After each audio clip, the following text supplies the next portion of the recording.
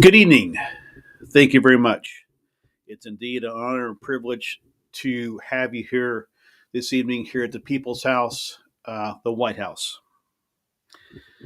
And before we begin my remarks this evening, I do want to say something that I know there's been a lot of talk in the news about eliminating uh, observances of Black History Month and numerous other events throughout the calendar. Let me make this statement here tonight that as long as this administration is in power, we'll continue to observe Black History Month and all the other events that are normally held at this building, at this house, the People's House.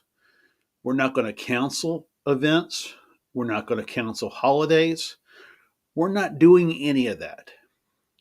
We are going to observe them as we normally have, and no changes there.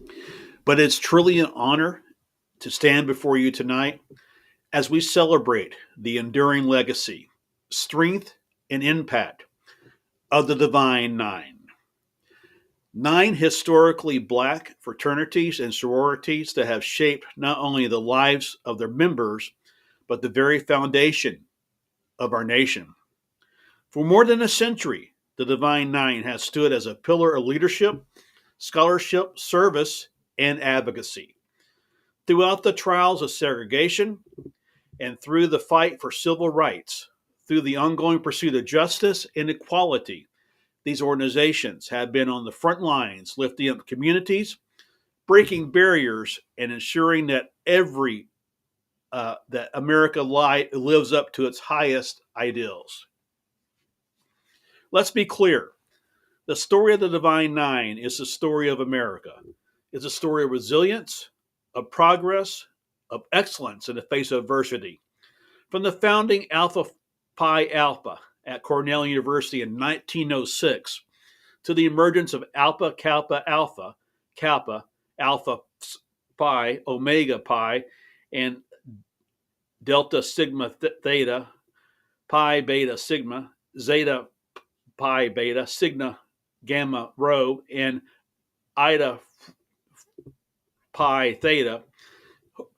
And I hope I said those all right. That was a lot of Greek names there. These organizations were created to be more than social clubs. They were formed out of necessity. They were built to provide a home, a network, and a foundation for Black students who were often shut out of opportunities in higher education and beyond. But what makes the Divine Nine so special is that their impact does not stop on the college campus. The values instilled in each member, scholarship, leadership, service, last a lifetime. You see it in the halls of Congress, in the courtrooms and the classrooms, the churches, the boardrooms, and yes, even in the White House, and yes, even in my hometown city council of DeSoto, Texas. Throughout our history, members of the Divine Nine have been at the forefront of change when our nation needed more courage. You stepped forward when our communities needed leaders. You answered the call, and when the doors were closed, you didn't just knock; you built new ones. And that's what I like about it. You guys, you didn't just knock on those doors. Sometimes there's a saying that there's a football coach in Texas, Houston Oilers, a guy named Bum Phillips. He said that you would kick it down if you had to. He used another adjective, by the way, on that. But you do the same thing. Think about the civil rights movement.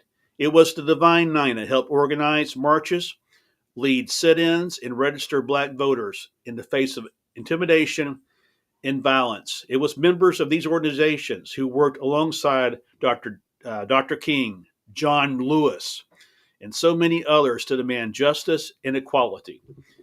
Think about the historic election of the first Vice President of the United States, Kamala Harris, a proud member of Alpha Kappa Alpha, and also my mayor in my hometown of DeSoto, Think about the countless educators, business leaders, military officers, doctors, lawyers, judges, and public servants who have come through the Divine Nine, people who have dedicated their lives to lifting others as they climb.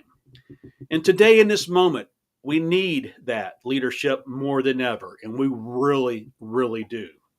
We need the Divine Nine to continue the fight for voting rights, to continue to continue investing in our young people, to continue the push for economic opportunity and equality, because the work is far from finished. As president, I want to be clear. I will always stand with the Divine Nine. I will always fight to invest in our HBCUSs, protect our democracy, and ensure that every American, no matter their background, has the opportunity to succeed. And that's my guarantee. It doesn't matter. It doesn't matter color. It doesn't matter economic background. It doesn't matter where you live. It doesn't matter any of that doesn't matter. What matters is that every person, irregardless of race, color, sex, wherever you live, you're given a chance to succeed. That's what the United States of America is all about.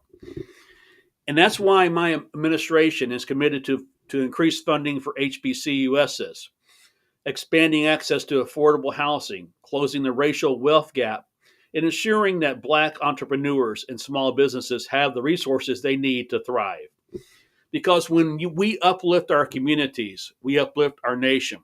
When we invest in education, in service, and in opportunity, we ensure a stronger, more prosperous America for generations to come. So, to the men and women of all the Greeks, and I'll just say that without really tearing up your names, I hate doing that. To the women of Alpha Kappa Alpha, and to all, I say thank you for your commitment to service. Thank you for your leadership. Thank you for ensuring that the next generation of Black excellence continues to rise. My friends, the work is not finished, but with the Divine Nine leading the way, I know that America's best days are still ahead. May God bless you, and may He continue to bless the United States of America, and may He protect our troops. Thank you all very much. Thank you, thank you, thank you.